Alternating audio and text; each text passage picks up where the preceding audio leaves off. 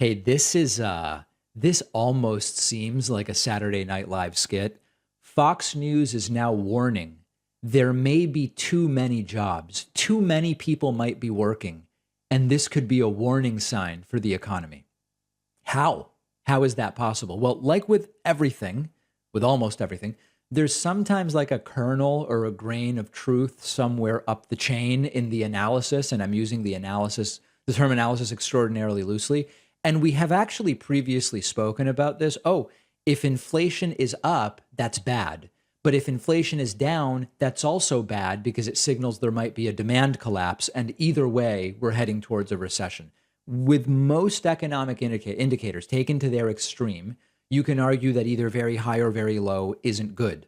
But the new one on Fox is the jobs report might be too good. This could be bad for the economy after spending a long time saying, where are the jobs, Joe Biden, and focusing on the labor participation rate. So let's look at a couple of screen captures from Fox News. First one, job gains spur concerns of rising inflation.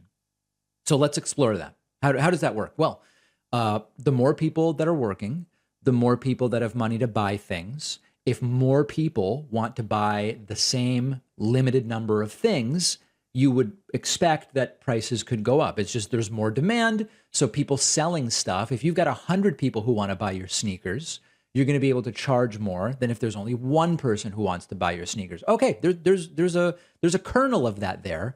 But all of a sudden now the problem is the jobs numbers are too good. That's kind of weird, but it is Fox News. It is Maria Bartiromo, after all. Another headline, America's employment crisis.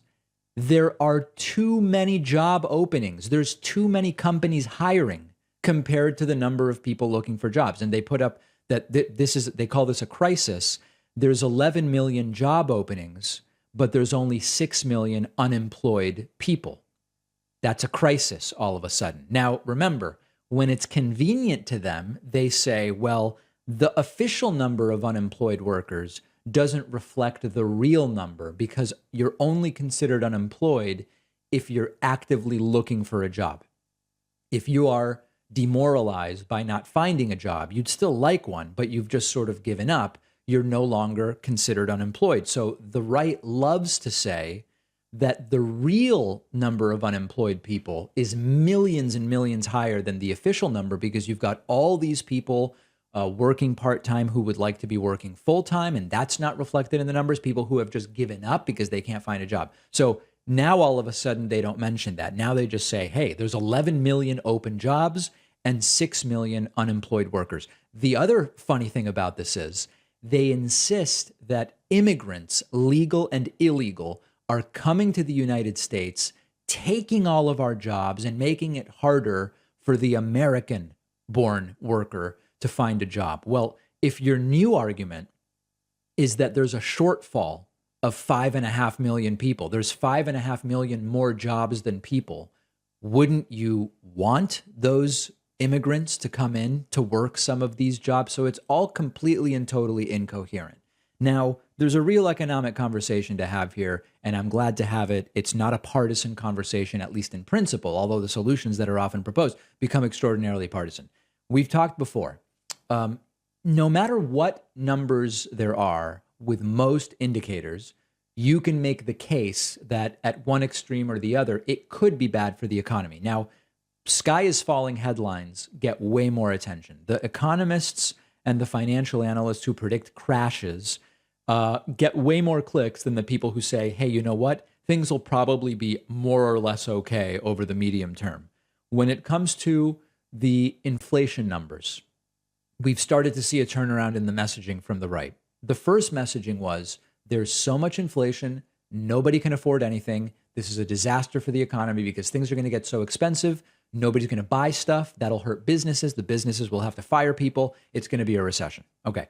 As we now have seen gas prices decline for nearly a consecutive month, we talked about that last week, as the jobs numbers continue to be really, really good, the new thing is, if inflation comes down and people all of a sudden now stop demanding stuff, and that's what's causing the inflation to go down, we are going to have potentially a deflationary spiral, a demand collapse, and that's going to be terrible because people aren't going to be buying stuff and it'll be terrible for the economy. It's just the other side of the same coin when you look at prices and inflation to the extreme.